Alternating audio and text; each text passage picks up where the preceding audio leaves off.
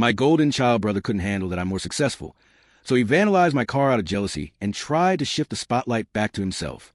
My entire life, I've been told that my older brother was the golden child. He was the one everyone expected to succeed, to be the shining star in our family.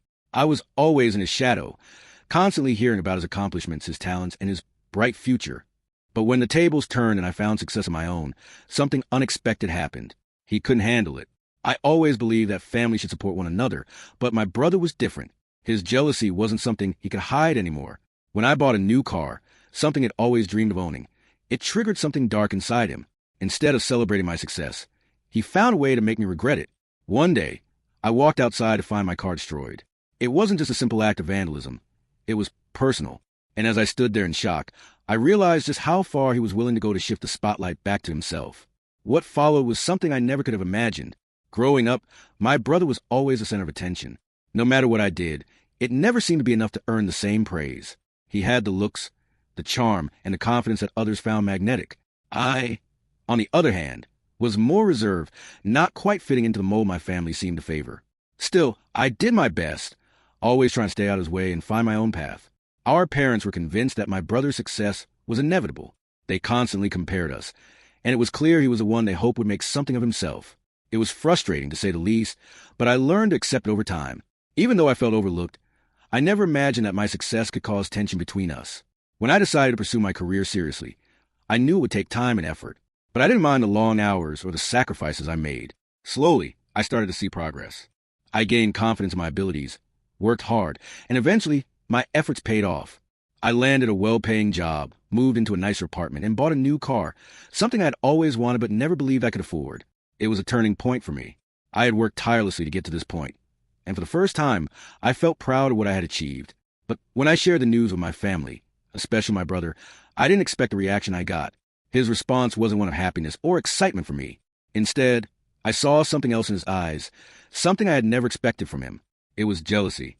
He was angry, and I realized then that the bond between us was not as strong as I had once believed. This moment was the beginning of a shift. My brother's attitude toward me began to change, and I could feel the tension growing between us. But I still couldn't understand what had caused him to feel this way. After all, I had worked for everything I had, just like he had. Why did my success feel like a personal attack to him? As the months passed, I began to see more clearly how my brother's behavior was changing. At first, it was small things, a passive-aggressive comment here, a sarcastic remark there. But as time went on, the jealousy became more obvious. He started making excuses for not showing up to family events or subtly making fun of the choices I made. It was as if he was trying to undermine my accomplishments, to belittle them in front of others. The tension came to a head when I bought my new car. I had worked hard for it, saved up, researched, and made sure I was making a smart financial decision. When I told my parents, they were thrilled.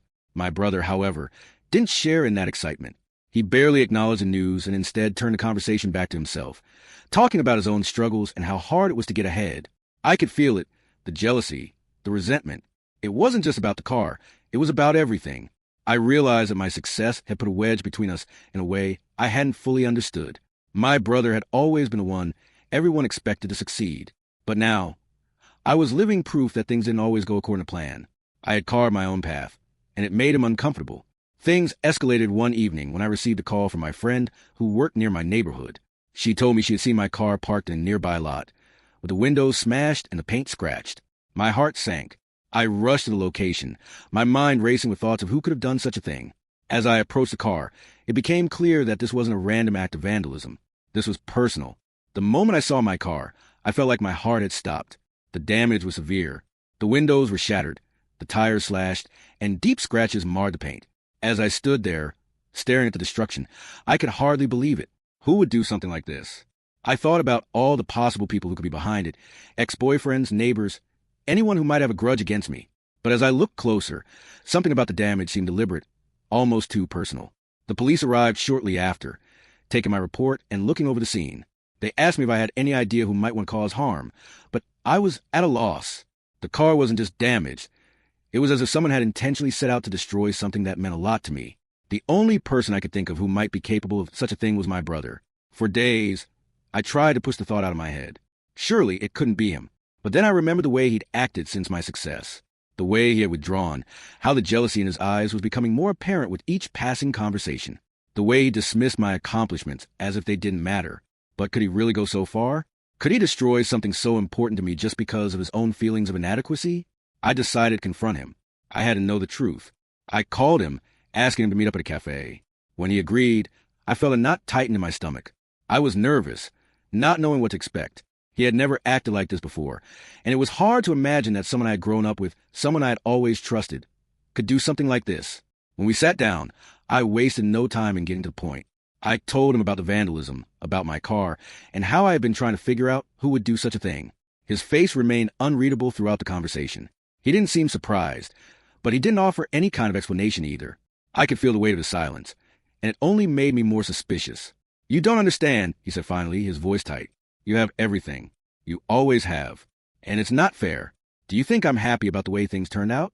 You get all the attention, and I get left behind." His words stung, but they also made things clearer. I had always known that my success made him uncomfortable, but I hadn't realized the depth of his resentment. It wasn't just jealousy. It was something deeper, a feeling of being overshadowed, forgotten.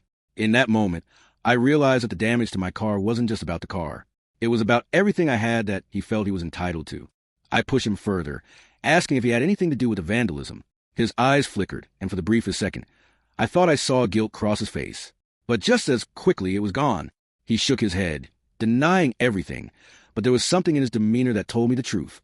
I couldn't prove it, but I knew. The look in his eyes said it all. I walked away from the cafe feeling empty, as if the trust one had in him had been completely shattered. But I still had to know for sure. The next step was clear. I had to check the security footage from the parking lot, where my car had been damaged. I reached out to the building's management, asking if they had any cameras that might have captured the incident. The footage arrived the next day, and as I watched it, my stomach churned. It was a grainy video, but there was no mistaking the figure who approached my car that night. The person was wearing a hoodie and moving quickly, but the way they held themselves, it was unmistakable. It was my brother. Seeing him there, so clearly on camera, was like a punch to the gut. I had always known that he struggled with the idea of my success, but I had never imagined he would go so far as to destroy something that meant so much to me. It was heartbreaking. This wasn't just about a car. It was about him trying to tear down the one thing I had worked so hard to build. I knew I had to confront him again, this time with the evidence in hand. But before I could even approach him, he called me. His voice was shaky, almost frantic. "I didn't mean for things to go this far," he said, his words tumbling out in a rush. "I don't know what came over me. I was angry, and I just wanted you to feel what I've been feeling. But I never thought it would end up like this." The apology felt hollow.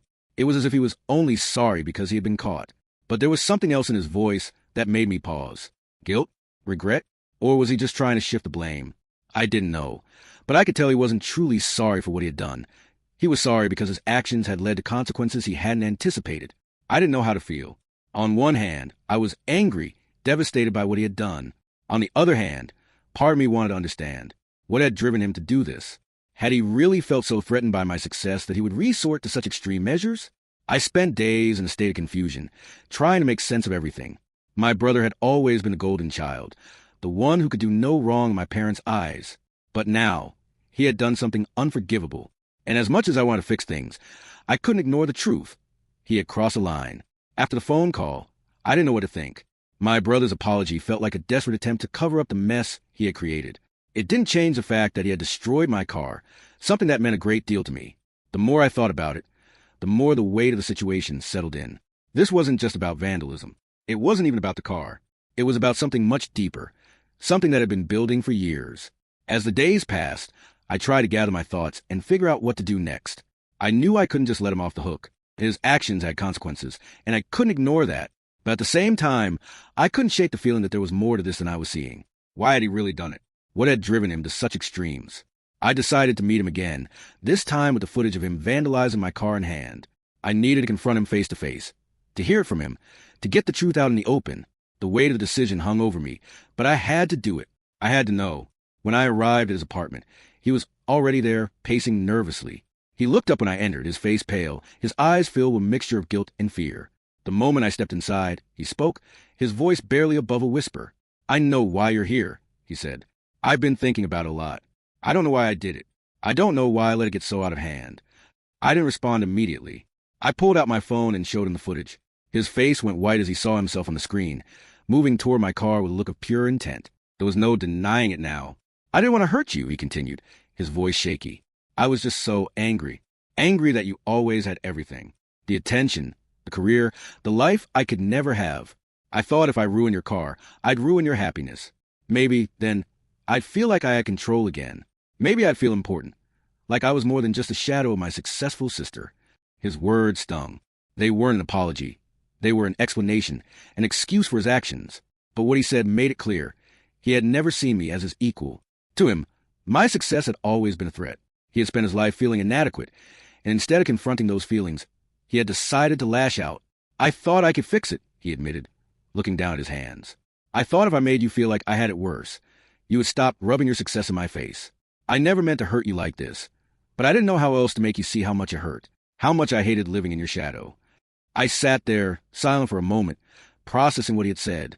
Part of me felt sorry for him. He was clearly struggling, clearly hurting, but another part of me was angry, betrayed by the person who was supposed to have been my ally, the one who should have supported me through everything.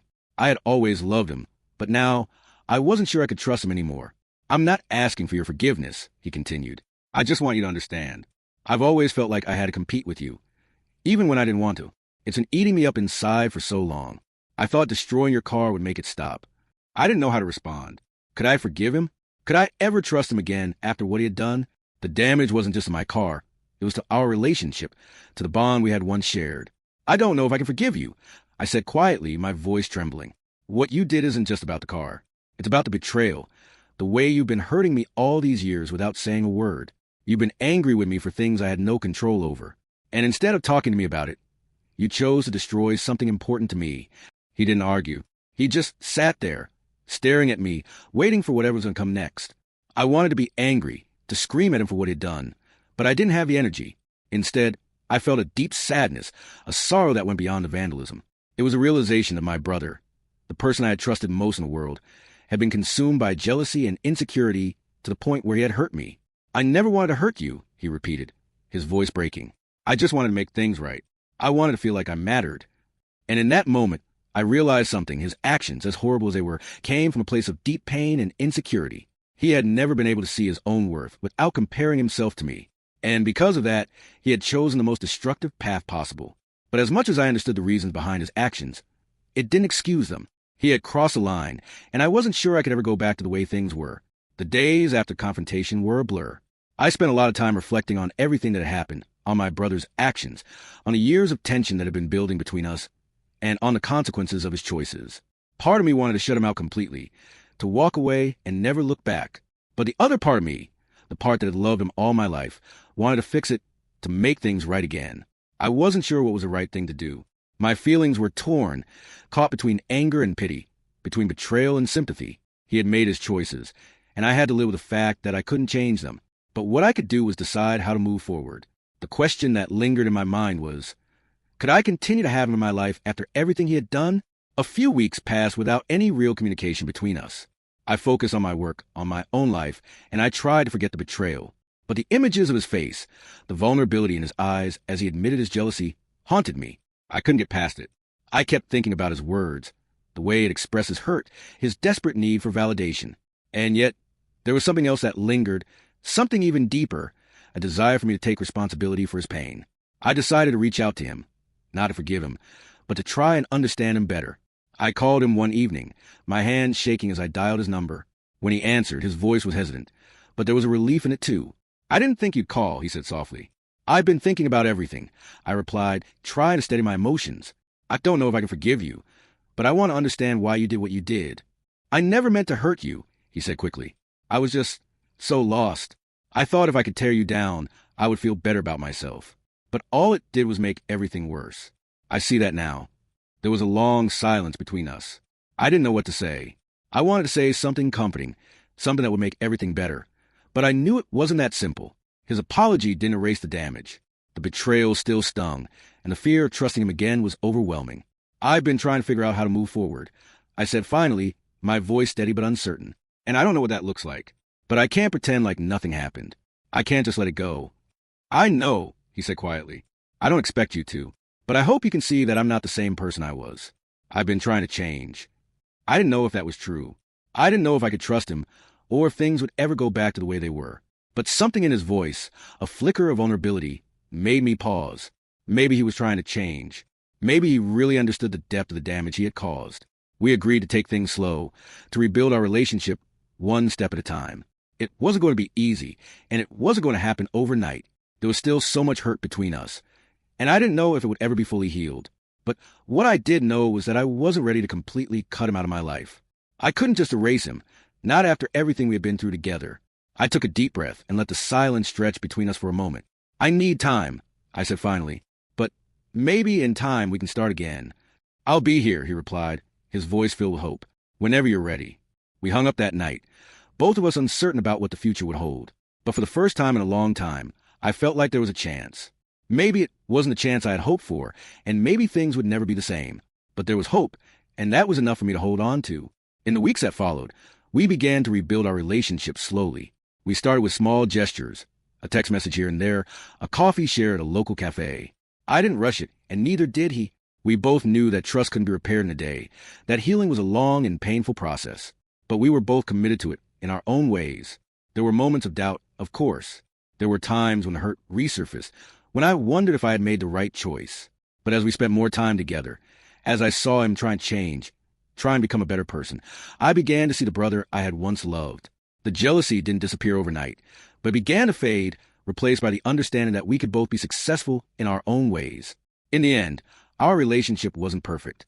It wasn't the same as it had been before, but it was stronger in some ways. We learned to appreciate each other for who we were, not for what we had accomplished or what we lacked. And in that process, I realized something important. That forgiveness isn't about forgetting the past. It's about choosing to move forward despite it. As for the car, well, it was never just about the car. It was about the broken trust, the jealousy, and the anger that had been festering for years. But now, looking back, I see that the true resolution wasn't in getting back at him or seeking revenge. It was in the choice to heal, to forgive, and to rebuild what had been broken. If you enjoyed this story, make sure to hit the like button, subscribe to the channel, and click the bell icon so you never miss a new video.